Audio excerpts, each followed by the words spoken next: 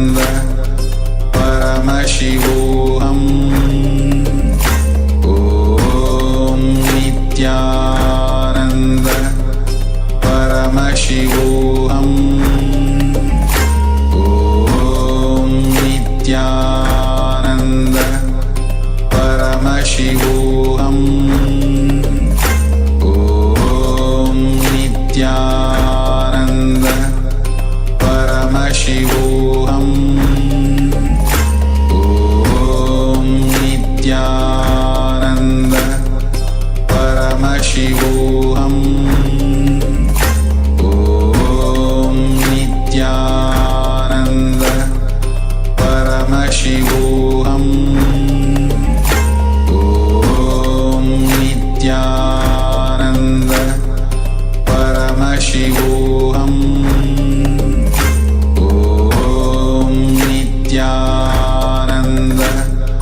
Paramashivoham Om Nithyananda Paramashivoham Om Nithyananda Paramashivoham Om Nithyananda Paramashivoham Om Nithyananda Paramashivoham Om Nithyananda Paramashivoham Om Nithyananda Paramashivoham Om Nithyananda Paramashivoham Om Nithyananda Paramashivoham.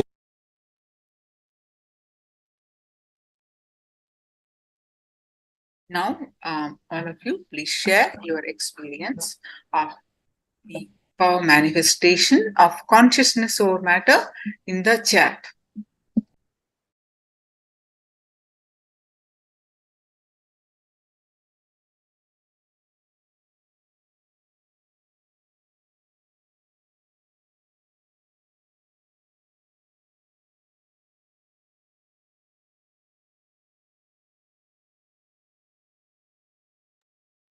If it touched you, it moved a little bit. Others also, please quickly share your experience.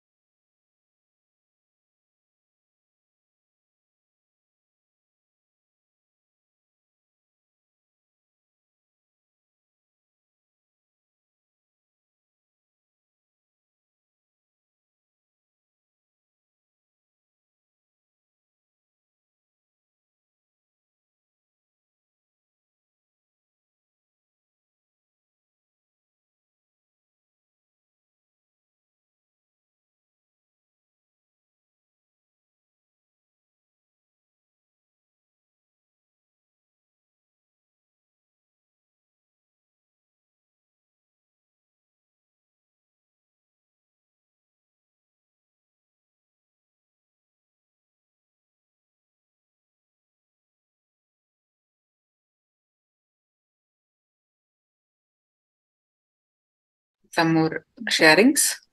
There was a vibration from Eugene. EUT, it moved a little bit. Yes. All right. So now let's continue. Some more cognitions about the Nithyananda Spurana.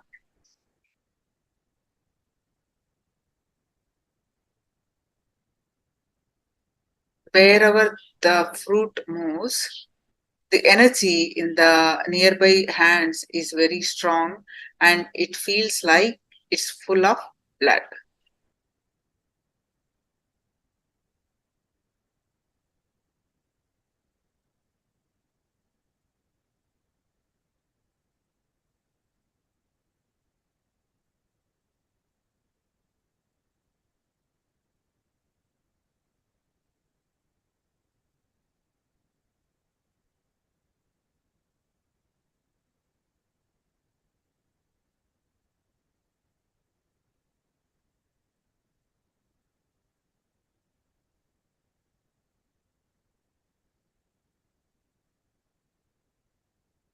All right.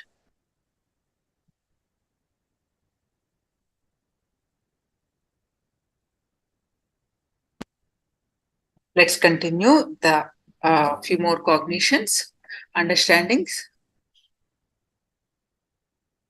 So, to conclude, if you have had a single conscious experience, you will not be continuously tortured, pulled and pushed by your samskaras or patterns, engraved memories.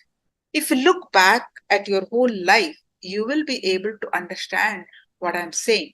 If you look back at your whole life with a little intelligence, you will be able to understand that you never really lived.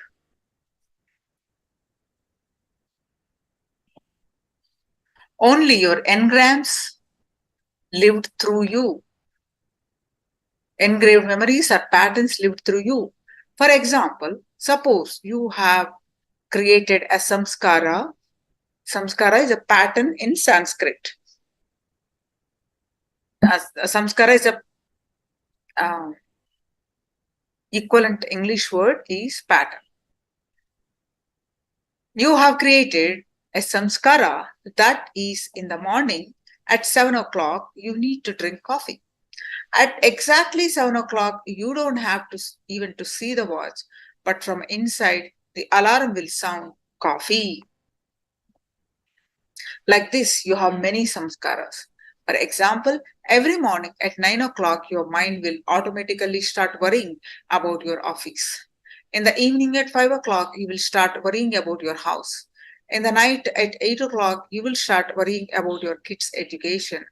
If this becomes a routine, even on Sunday, you will start worrying about your office at 9 o'clock.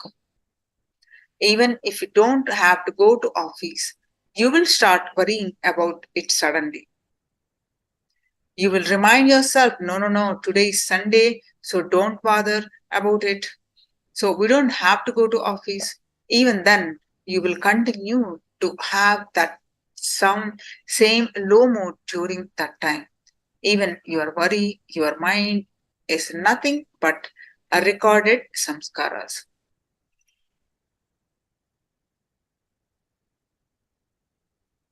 Never think that you are really living. Your samskaras are living through you. That's all. These samskaras are recorded in all the 7 layers. Only when you cleanse your samskaras, your mental habits, do you start really living. When you can't sit with yourself, you miss a major dimension of your life. When I say you can't sit with yourself, I mean when you can't sit enjoying your own reality, your own self. And why can't you enjoy your own self? It is because your samskaras are enjoying you. Your samskaras are living through you. You are not living. That is the reason why you can't sit with yourself. You are driven to continuously do something.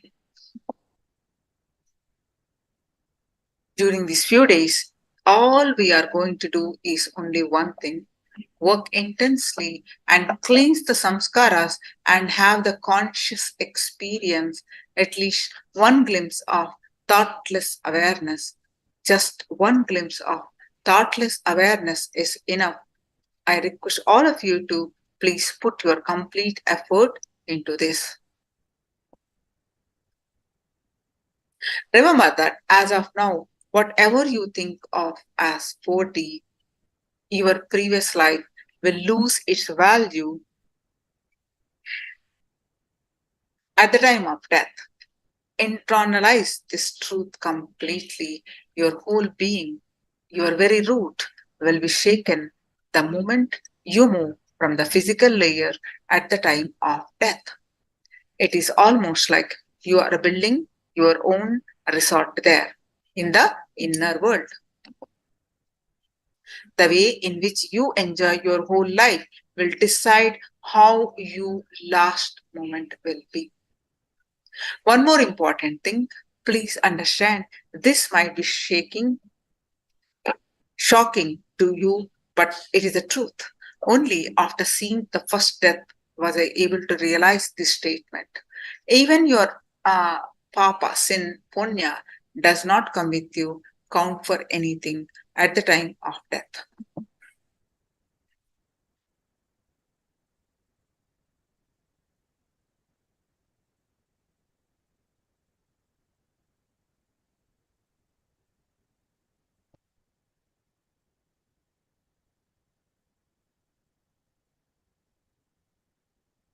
So, if you do good things, you reach heaven because you do good things because you are in heaven. The mental setup that you have when doing an activity is what makes up your experience of hell or heaven.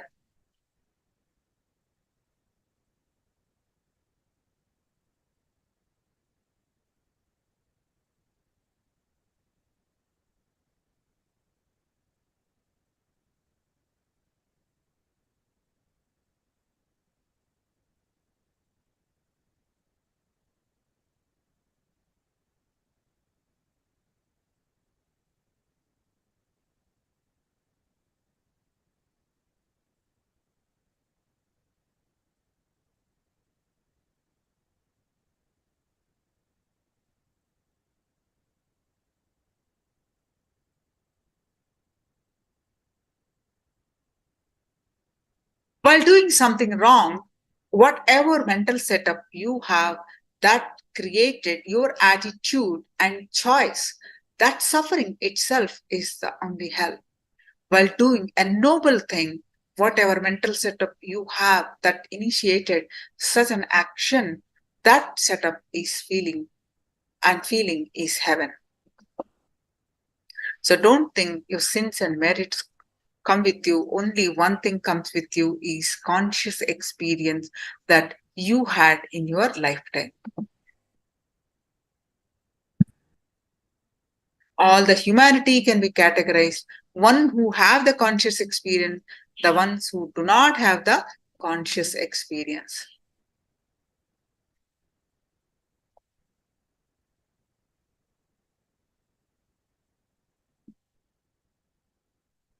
We have question and answers now. Any questions, please do let me know.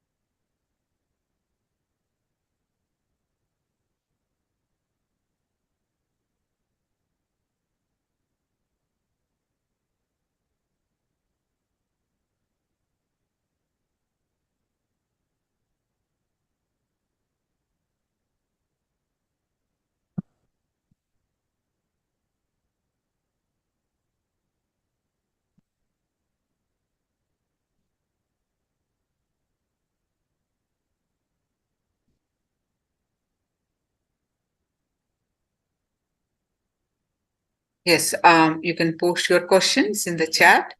Whatever your understanding also, you can post.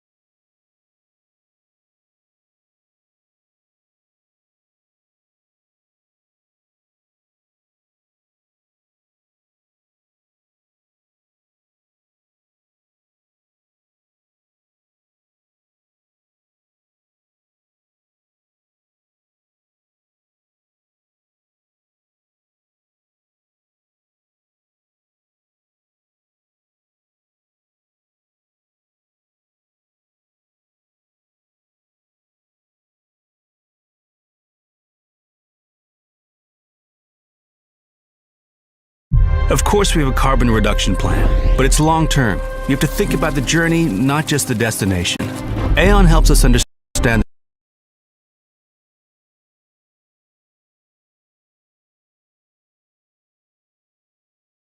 Seven energy bodies.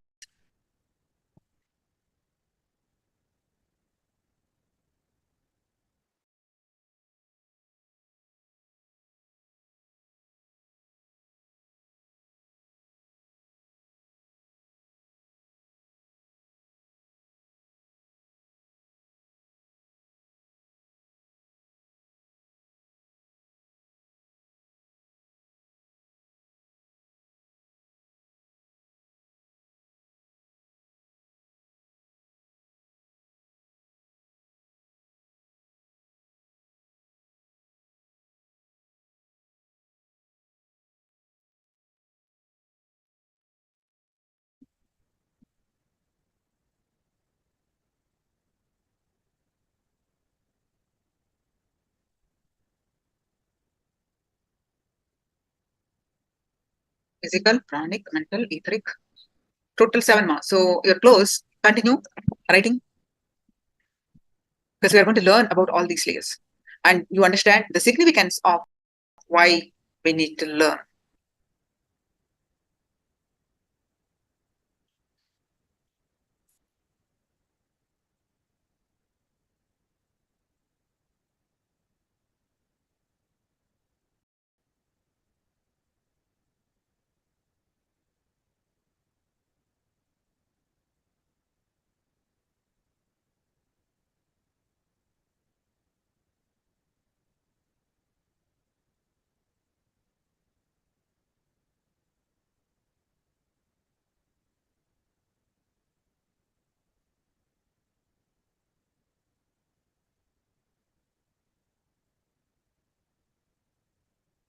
So physical, the order, the dream body, you got confused between the states of consciousness and the layers of existence.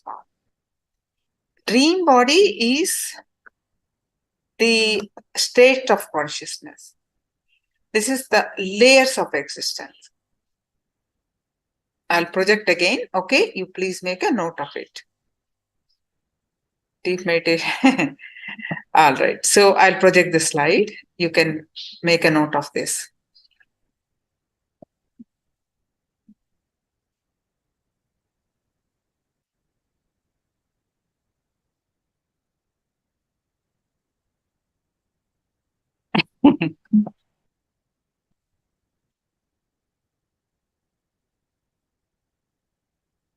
Please make a note of it. Write down.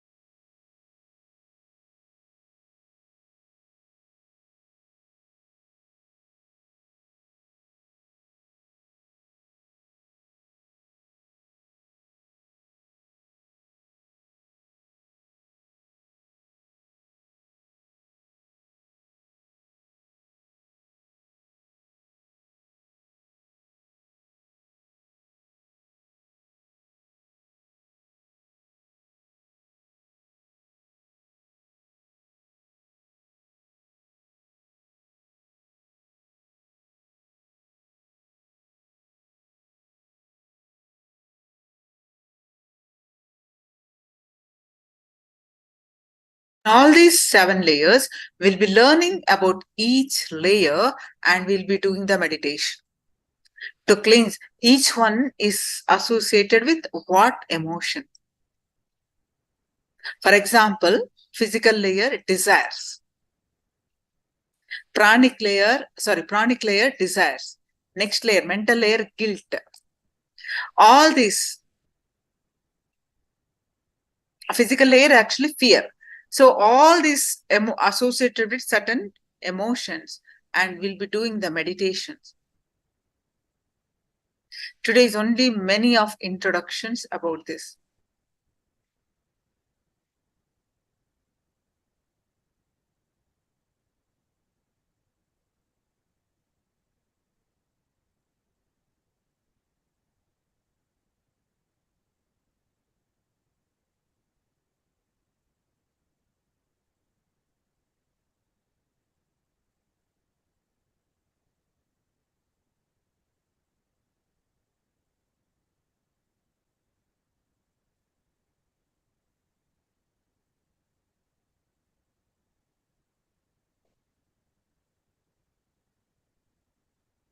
Any other questions also we can post as we are waiting for the darshan preparation.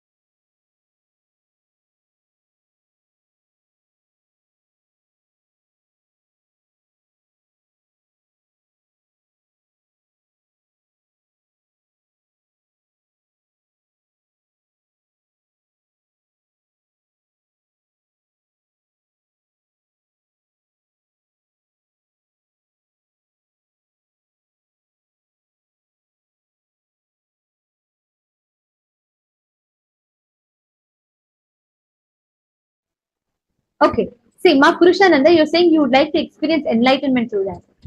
But what does that enlightenment mean to you? See, the more and more we map, what happens is you will be able to translate the initiation, you will understand practically the signs of applying that initiation. So, can I request every one of you to go into the specifics? What do you mean by that when you say you want to experience enlightenment through that? How are you visualizing it to manifest?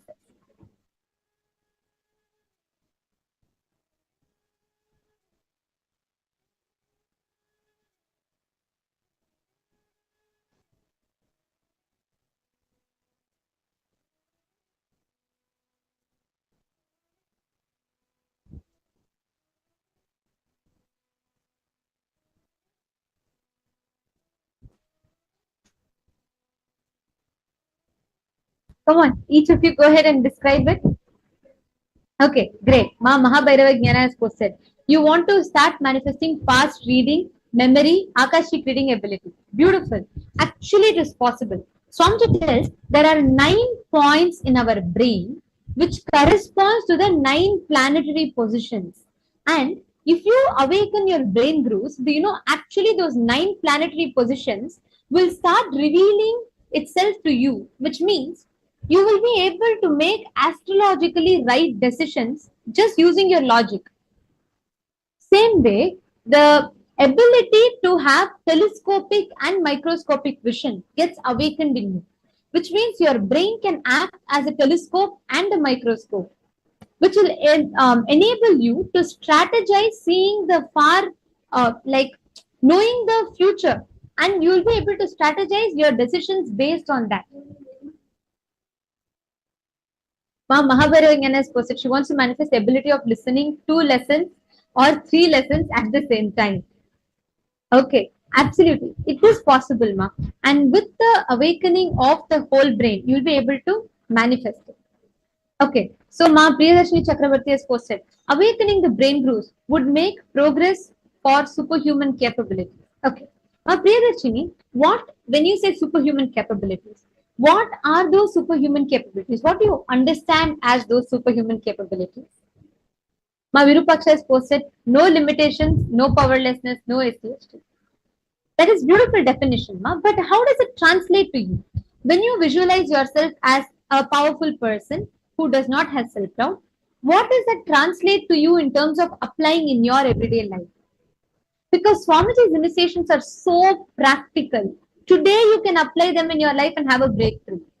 So if you sit and actually think through, you will be actually seeing your brain will start mapping. So during the initiation, automatically you will translate. Right after the initiation, I'm going to manifest this, this, this, this. And you will simply see that starts manifesting. My Istak, you're saying in many ways and areas. List down those. If you could please just post whatever you understand as those areas.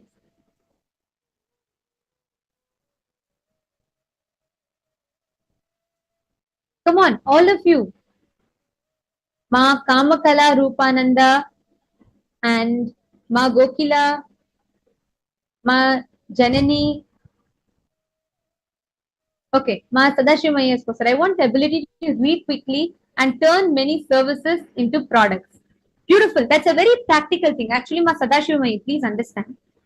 If after today's initiation, when you sit and manifest the power, you will see your ability to quickly make the decision. See, right now what happens? Let's say you plan a business venture, okay? So let's say you want to start a new business. The way you strategize for that business, you have to do the trial and error method. You'll try something, you may not be sure. And the ability to analyze, we always have certain blind spots. We think, oh, I can only analyze from one perspective. I cannot cover all of that. And it takes a lot of trial and error, especially in businesses. It takes a lot of trial and error to build. But if your brain grooves are awakened, the same processing, your brain will manifest synesthesia, which means it will be able to process inputs. Like, for example, in terms of the financial aspect of it, the market reach, the niche that you're getting into, and which type of people are going to consume your business. And at the same time, how you should pitch for investments. All of these strategies you'll be able to process with tremendous clarity without feeling that stress, without feeling that load in your inner space. That is what is awakening your brain grooves. And you have mapped a very practical aspect that's very beautiful. So with this, when you sit and receive the initiation today, actually you will see your brain will get rewired for that. Swamiji will rewire your brain to manifest that particular aspect. Okay. And Ma Wu Hui has posted, I want to keep my mind clear and be able to handle several things efficiently. Maintain enthusiasm instead of boredom and laziness. Perfect, Ma. All of our brain, currently, Swamiji says, unfortunately, our brain, the way we are conditioned by the society, it is either intensity or it is continuity. Correct? Like, do you all agree with that? Do you all see that in your life? Some days we feel like so intense to do something. But if we start something intensely, we feel after a few days we get bored of it. So the continuity is not there. But some things we are very continuous, but the intensity is not there. We do the same 9 to 5 job every day. We go to office, come back and sit, but there is no breakthrough in it. So our mind currently functions with either intensity or continuity. But actually, Swamiji tells, infinity is intensity in continuity. That aspect will awaken inside of us when this super brain gets awakened, which is the initiation that Swamiji is initiating us into today. Ma Chakraraja Surupini is also posted, I want to process multiple information at one time, Ma. Beautiful. That is the initiation that actually each of you are posting. I am seeing you're all understanding the right aspects of it. Practically, you can apply this aspect after the initiation. Start processing. You will actually see your ability to analyze information will just increase. Ma Prematavasi is posted, by Swamiji's grace, I want to be able to do my job, my part-time job, write Telugu poetry, take care of family, participate in PSM darshans and initiations with ease because of multitasking ability from initiation. Beautiful. This is a very perfect mapping. Now, our brain has the capability to run simultaneous functions. I'll give you an example. Right now, as you are listening to the session, your body is actually breathing, your heart is beating, your stomach is digesting, your brain is listening, processing, your ears are listening, your skin is feeling. There are so many simultaneous processes happens in our body.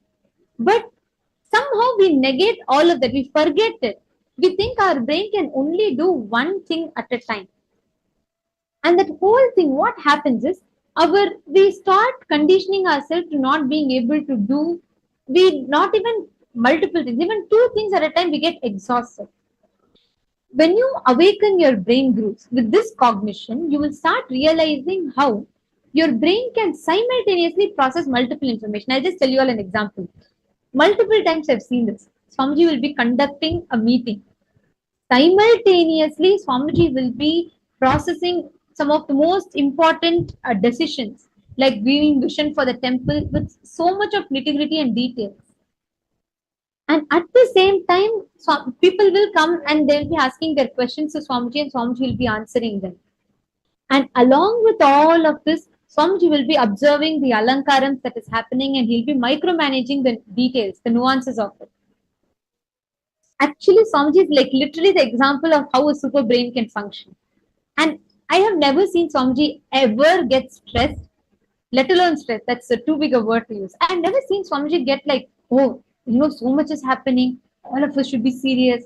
If you see Swamiji in a hall, right? Actually, if you all experience this dimension, whoever have been fortunate to be around Swamiji in Adi Kailasa and witness this dimension, like all of you would be able to relate to this. If you see Swamiji, you will never feel like he is doing so much of work. He looks so light, joyful like a child. But the amount of hard work is so phenomenal. But normally if you see a person who does that much of work, they would have become so tired. They would have become so like, oh, I'm doing so much. I can't handle all of this. All the simultaneous processes will overwhelm a person. With Swamiji, because Swamiji is like so, his whole brain, Swamiji is like operates using the super brain. Swamiji performs everything simultaneously and never gets stressed, never gets tired, never gets bored. So that is the ability, that is the dimension which we all will mirror when we receive this initiation today. Okay, Ma Priyadarshini has posted superhuman capabilities, no tiredness, no boredom, more productivity in everyday decision making. Mahabhairava Jnana has posted recover from tiredness and ability. So many of you have posted this. Great. And Mahabhairava Jnana has also posted ability of listening to 2-3 lessons. Third eye, ability to see distant things, and guess the right answer for the exam. Okay. And Ma Purushananda has posted, I think being able to know what you need to know when you need to know it. That is exactly what the awakening of the brain grooves does. Your ability to process the information, handle the right amount of information with the right reactions or responses. Beautiful. Very nice to see so many of you understanding and posting.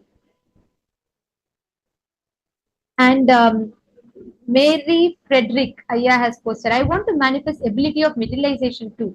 Actually, Aya, listen to this very carefully. Our brain has the ability to visualize anything and 3D print as reality. Currently, like for example, when Swamiji tells, visualize yourself with 25 heads. How many of us honestly visualize ourselves with 25 heads? We visualize 1 head, 2 heads, 3 heads maximum, but after that we just visualize it as one picture. We don't picturize the 25 heads alive and breathing. Our brain, like Swamiji is explaining in the session, right? Only an organic brain which can process that much amount of information can grasp the subtle, powerful cognition. When you start chewing on the subtle, powerful cognition Swamiji is revealing, your brain's ability to visualize becomes enhanced. When your brain's ability to visualize becomes enhanced, anything you visualize, you'll be able to 3D print that as reality. That is the science of materialization. That's exactly how materialization happens. And Srinitya Purna Sukhananda Aya has posted, through this initiation, he wants to stay awake, get twice the result with half the effort during the learning process. During the learning process, you also release exciting energy with keeping your mind active when I want to use it. Beautiful. Today, during initiation, sit with this decision in your inner space. You will actually awaken those components, precisely those aspects of your brain, and you'll be able to manifest that as reality. What quantity of energy you are spending and time you are spending, you can simply just make it into half by processing that through the power manifesting brain.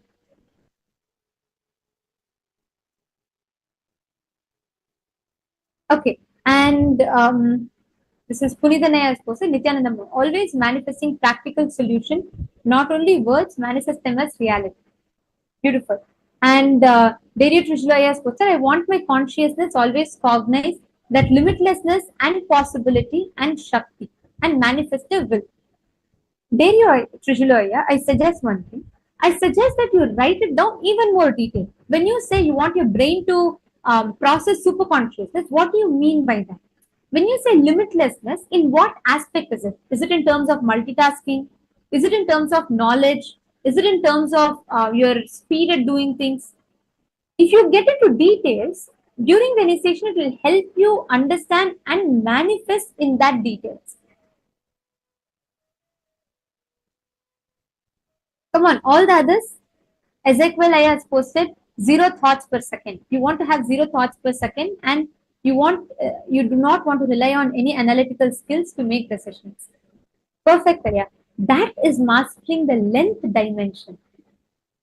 Your brain can cognize up to dimensions of the process. So whenever you cognize, when you start chewing the subtle powerful cognition, in one of the sessions, somebody is explaining, in Hinduism, there's a very beautiful methodology how kids in Gurukuls are taught. The gurus will chant the Dhyana Shloka and the disciples will visualize that deity's form and carve that out. Swamiji explained a very important factor. Swamiji said, by doing that, the brain starts developing the subtle brain grooves. Even in Gurukul, Nithyananda Gurukul, what Swamiji makes us do is, Swamiji make each of us discuss on the powerful cognition. We'll go to the most basic levels, what Upanishads tell, We'll take Swamiji's satsangs, listen to them, and discuss on that. And you know what, Aya? When one of the studies were conducted on Gurukul kids, 97% of the Gurukul kids had IQ categories in higher level, and 50% of the kids have IQ category in gifted levels. The IQ automatically got enhanced, and it is not that we all did some practice. By continuously discussing on Swamiji's powerful cognitions, the brains actually develop those subtle brain groups, which will help you. The age, if you see, the kids normally at 16 years old, they study 10th grade. The same thing in Nithyananda Gurukul, at the age of 10, the kids were able to study 10th grade. They were able to crack Mensa exams. That is the ability, that is the exact impact of the initiations that happens inside of us.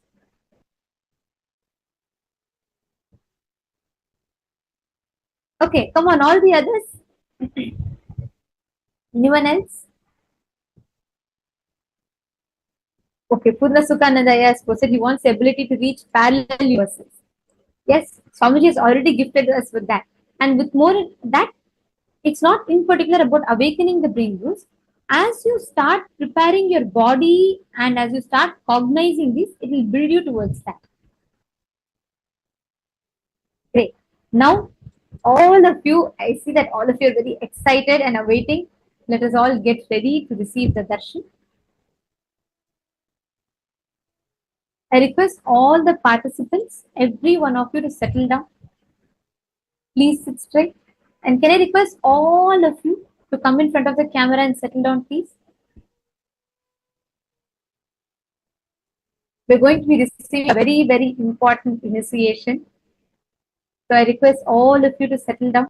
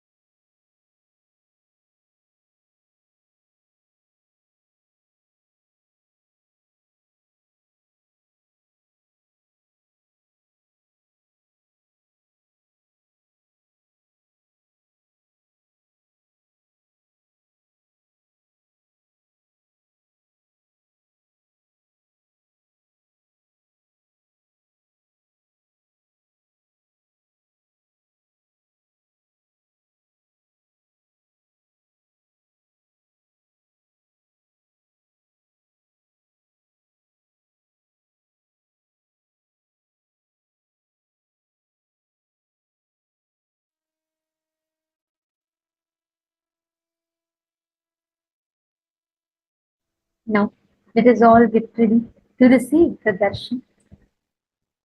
Please sit straight with your head, neck and spine in a straight line. We will now be chanting the Dhana Shloka of Bhagavan Mahasadashivamurti.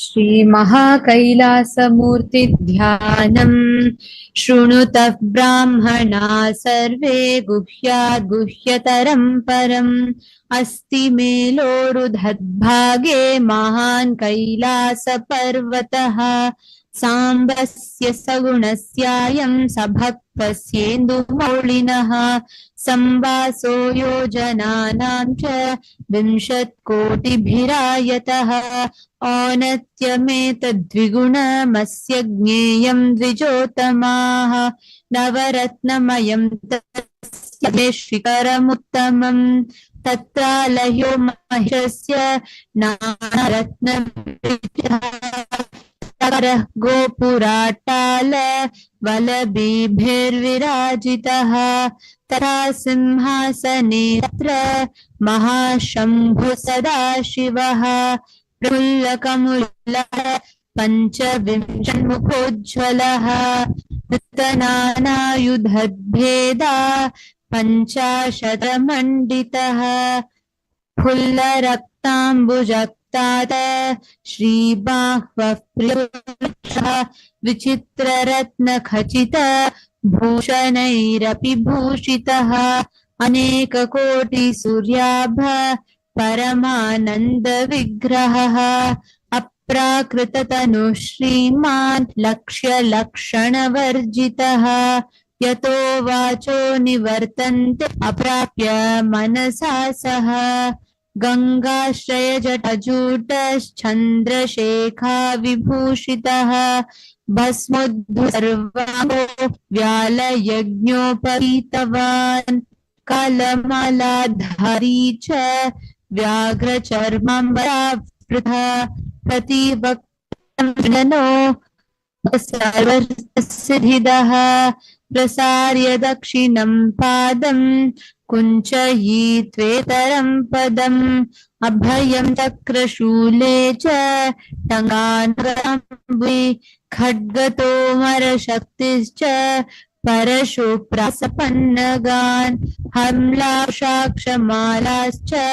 चूरिको ध्वजदण्डकौ वज्रकुन्तान् स्थितं धंष्ट्राश्च चक्रं च बिण्डिवालकम् त्रिंशत् बाहाभिर्दधानो दक्षिणैः शुभैः वरचापौ मृगं शङ्खं खेटपाशाश्वधान् मुद्गरं डमरुं घण्टां रुद्रवीणां च पुस्तकं कपालमुण्डखट्वाङ्गं भुशुण्डी परिहपि फलकं पट्टसंवेत्रं कमण्डलुहुताशनैः करीमुसलं पिञ्छं बिभ्रं द्वामौ सतस्तथा महान् सदाशिवोऽयं पर्वते.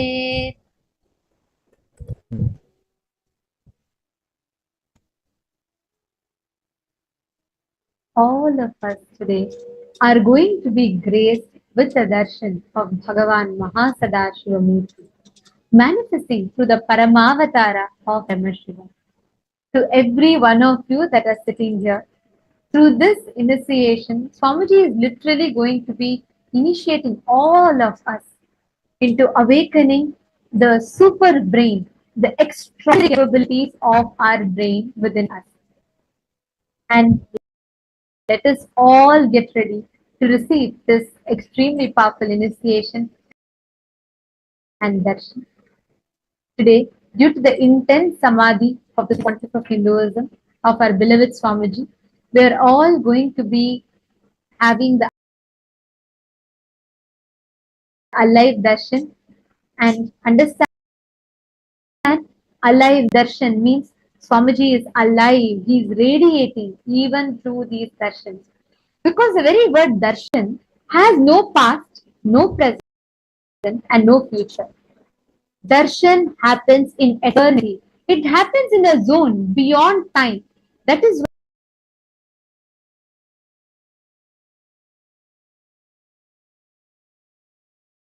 why there is no past or future for it. Every moment you witness an avatar is a darshan. And today, Swamiji is going to be initiating all of us into awakening the brain, the subtle brain grooves in each of us. Let us receive the darshan now. Please sit straight with your head, neck, and spine in a straight line. Chant Mahavakya. Om Nithyananda Paramashivoham. Be seated in the deep